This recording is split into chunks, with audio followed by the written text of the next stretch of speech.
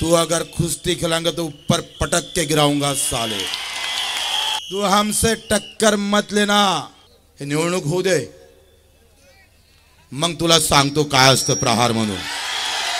आणि तू आम्हाला नौटंकी म्हणतं, अरे आम्ही जर नौटंकी सुरू करून ना तर अमरावतीत पाय ठेवू देणार नाही साल्याला। मैदान कोणतंही ठेवा राणा, जीत हमारी होंगी। तू कबड्डी में खेलेगा तो भी हारूंगा, क्रिकेट खेलेगा तो भी हारूंगा, तू अगर खो खो खेलेगा उसमें भी हारूंगा, तू अगर कुश्ती खिलाएंगा तो ऊपर पटक के गिराऊंगा साले। जिधर जिधर से आएगा उधर उधर से हमारा कार्यकर्ता रोकेगा तेरे को। ये कालिया, ये ताकत किसान की है।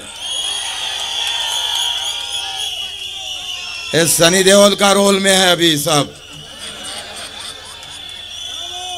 ये कालिया, ये ताकत मजदूर की है। अगर हाथोड़ा उठा लेता है ना तो मुसीबत खड़ी हो जाती है। हाल अगर चला देता है ना तो जमीन भी फाड़ देता है किसान, जमीन भी फाड़ देता है किसान। तू हमसे टक्कर मत लेना।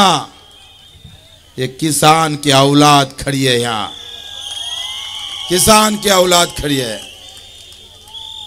ज्यांनी ज्यांनी दाबण्याचा प्रयत्न केला असल, तुमने दबाने की कोशिश की, हम ऐसे उफर कर बाहर आ गए कि अब तेरी गिरने की कहाँ गिरेगा ये पता नहीं तुझे को। काल आम्हाला तुम्ही दाबण्याचा प्रयत्न केला, आज ह्या सर्वसामान्य माणसानं दाखवून दिलं अगर हाथ लगाएगा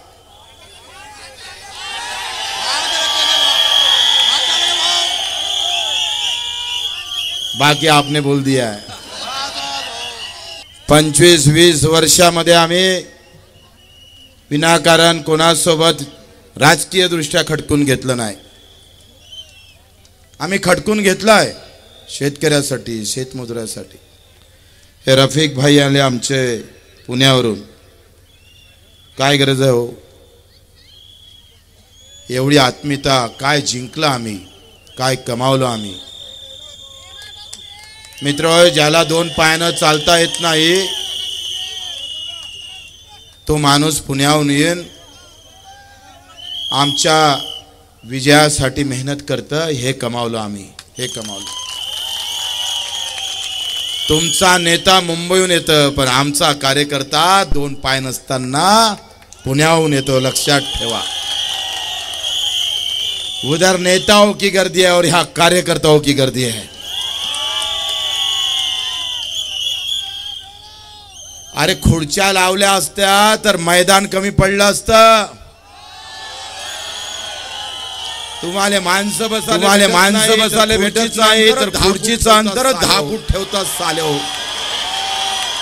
काल त्यांनी असं प्लॅनिंग होतं का आम्ही मैदान बुक केल्यानंतर आम्ही तिथं जावं, मारावं, कुठेतरी दंगा करावा आणि आमच्या दोघांना अटक अंदर घालावं।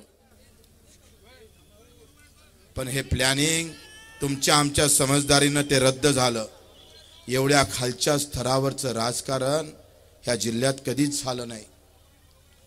22 तारखेला भाजपाची परवानगी रद्द झाली। अधिकाऱ्यानं सांगितलं का तुम्हाला परवानगी देता येणार नाही, प्रहार शक्तीला ते मैदान दिलेलं आहे। 23 तारखेला सकाळी 8 वाजता सीओ गेले आणि सीओनं पूर्ण मैदान पाहिलं। तिथं रानाचा मंडप लागला होता। लगेच पोलीस आयुक्ताला नोटीस दिली। अत्याचार कसा असतं एखाद्या पिक्चर मध्ये सुद्धा अशा पद्धतीने दाखवल्या जात नाही, त्याचा बदला घ्यावा लागते म्हणून सांगतोय। मित्रो, हा लोकशाहीचा खून आहे। दिनेश बुपची सभा रद्द नाही केली, लोकशाहीवर घाला घातला आहे। आणि जो जो भारताच्या लोकशाहीवर घाला घाला त्याला उपळून फेकण्याची ताकद प्रहार मध्ये आहे, लक्षात ठेवा। 23 तारखेला अधिकारी गेला, अधिकाऱ्यानं पोलीस आयुक्ताला पत्र दिलं का तो रानाचा मंडप काढून टाका, कारण प्रहारला 23 आणि 24 ला मैदान दिलेलं आहे आणि अतिरेकेचा मला वाटते हद ओलांडून टाकली.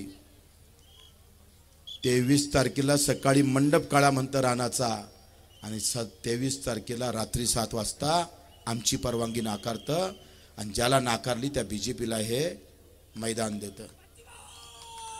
मित्र हो, हा इतका लहान विषय नाही आहे, हा एवढा सोपा विषय नाही आहे.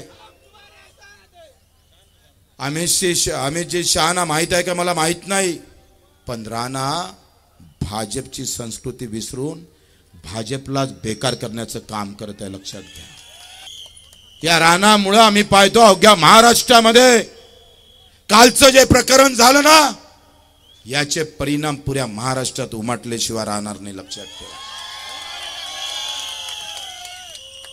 अरे चंद्रशेखरजी बावनकुळे आम्ही सांगतोय अर्ज भराच्या अगोदर आणि हायकोर्टाचा निकाल लागायच्या अगोदर बावनकुळेजी असं म्हणतं का निकाल लागला आणि तो नवनीतजी राणाच्या बाजूने लागला. अरे 10वीतला पेपर फुटला आम्ही ऐकलं होतं आतापर्यंत, पण न्यायालयातला पेपर फुटताना पहिल्यांदा पाहिला निर्णय फुटताना. ही अराजकता नाही, हे कायद्याचं राज्य आहे. इथं कायदा जर पायधुळी तुडल्या जात असेल तर ते एखाद्या माणसाच्या खुनापेक्षाही मोठा अपराध आहे.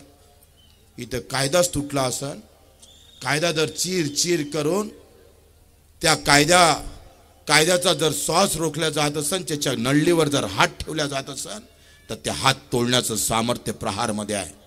आम्ही तोडू. आणि 23 तारखेला यांनी आम्हाला 8 वाजता बंदी घातली. सांगितलं का अमित शहा सुरक्षेच्या माध्यमातून आम्हाला हे ग्राउंड तुम्हाला देता येणार नाही. अरे उद्या तुम्ही घरात घुसणार, सभा आहे म्हणून आमच्या. अरे आग आज इथं लागली, उद्या तुमच्या गावात लागू शकतं, लक्षात घ्या. ही लढाई आता दिनेश बुब आणि बच्चू कडूपुरती मर्यादित नाही आहे. एक कायदा तोडणारे लोक आणि एक कायदा पाळणारे लोक, आम्ही कायदा प्रेमी आहे म्हणून एवढ्या ताकदीने इथं आलो आहे, लक्षात घ्या. हे निवडणूक होऊ दे, मग तुला सांगतो काय असतं प्रहार म्हणून. तर हे अधिकारी जर आम्ही पाहतो एखाद्या पार्टीसारखे वागत असेल तर त्याची आम्ही खैर ठेवणार नाही. 350 गुन्हे दाखल आहे बच्चू कडूवर. ते काही आमच्यासाठी नाही, लोकहितासाठी आहे. आणि मग ह्या लोकहितासाठी आम्ही कधी माघार घेतली नाहीये.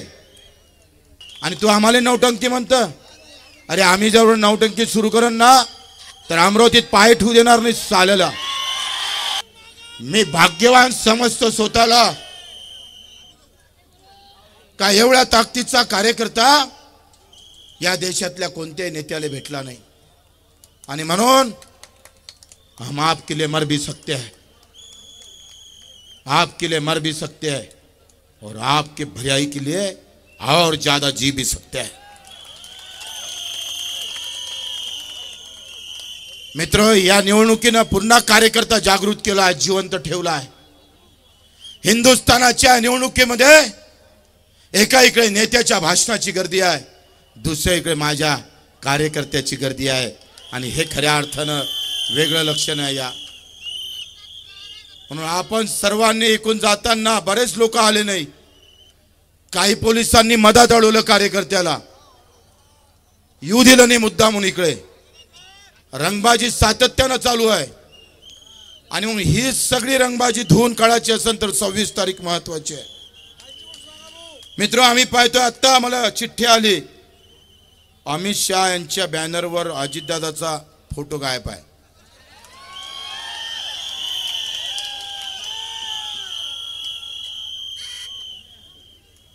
ते प्रवीणजी पोटे आणि काय म्हणते निवेदिताताई चौधरी, बोंडे गिंडे 18 पगड मराठी त्याच्या सोबत आहे. आणि ते दणकावून सांगत आहे हम जीत के लाएंगे. म्हटलं तुम्ही एवढी गुलामीत का स्वीकारता मला माहित नाही. पोटेंना बालकमंत्री म्हटलं तरी पोटे जोरजोऱ्यानं बोंबलून बोंबलतं, जोरजोऱ्यानं ओरडून राणाला निवडून आणा, राणाला निवडून आणा. तुम्ही जर इकडल्या स्टेजवर असते ना पोटे साहेब, मला खांद्यावर नाही तुम्हाला खांद्यावर घेतलं असतं.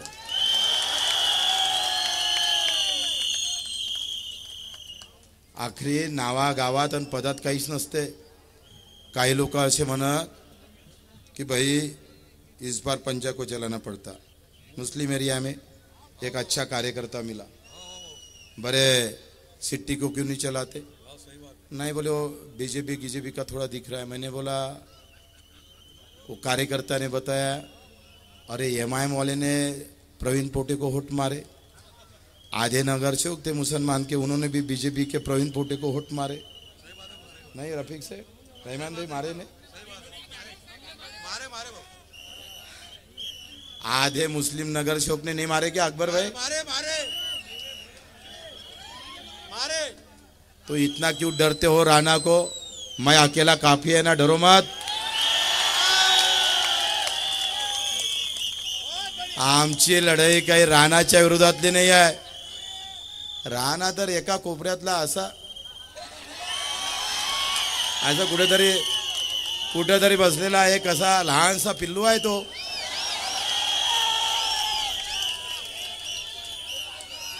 अरे हम चलते तो पूरा महाराष्ट्र हला देते हम.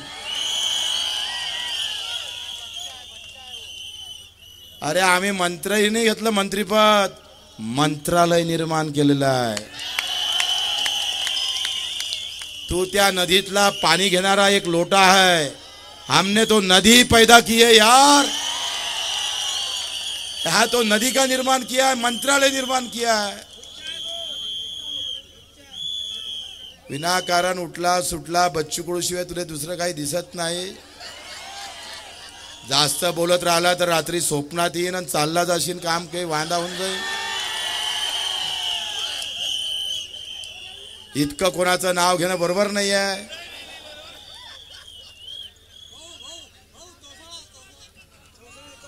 चौसाळ्यातल्या शेतकऱ्यांना सगळ्या आमचे बाळासाहेब आहे काळमेघ पाय लावून पया लागले, यांना शेतकऱ्यांना हाकललं.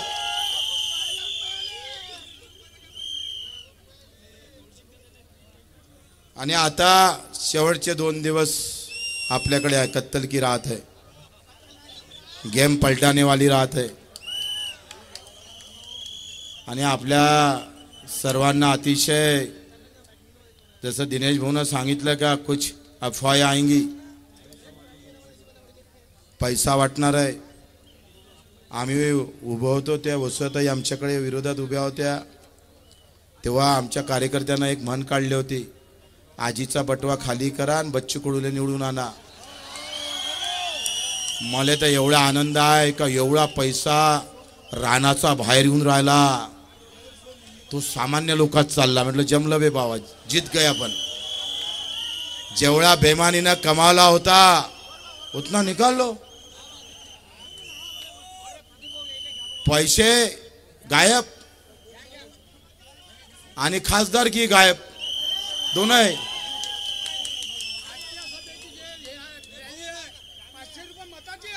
ते सगळ्यालाच माहित आहे, ते काय सांगायला लागतं.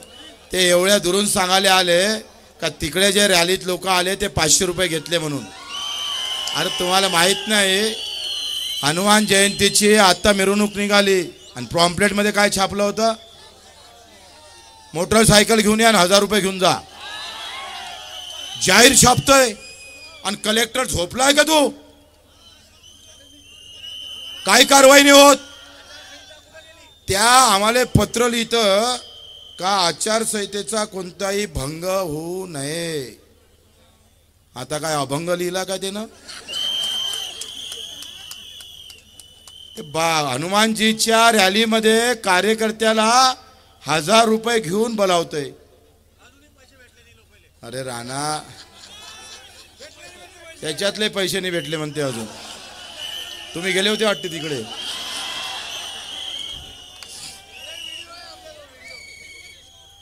त्यामध्ये असं म्हटलं आहे, तुम्ही वाचा ते नीट. हनुमान जयंतीच्या रॅलीमध्ये मोटरसायकल आणा 1000 रुपये घ्या. हो आम्ही हनुमान जयंती करतोय, फाटका माणूस खिशात पैसे नसताना 10-15 लोकांना जीव घालतं गावागावात. भक्तिभावना असते ना भाऊ, भक्तिभावना असतं. इथं भक्तिभाव गायब झाला, व्यवहार सुरू झाला. अरे हनुमानजीच्या रॅलीमध्ये तुम्ही 1000 रुपये लोक घेऊन बोलावत असाल तर हा कुठला धर्म आहे तुमचा? ही कुठली वर्तणूक आहे तुमची? अशा प्रकारचं चुकीचं वातावरण निर्माण करण्याचं काम जर कोणी करत असेल तर त्यावर खऱ्या अर्थानं आपण बोललो पाहिजे. आणि या सगळ्या कायद्याचा बाजार मांडल्यामुळं आम्ही 100 कार्यकर्ते सहित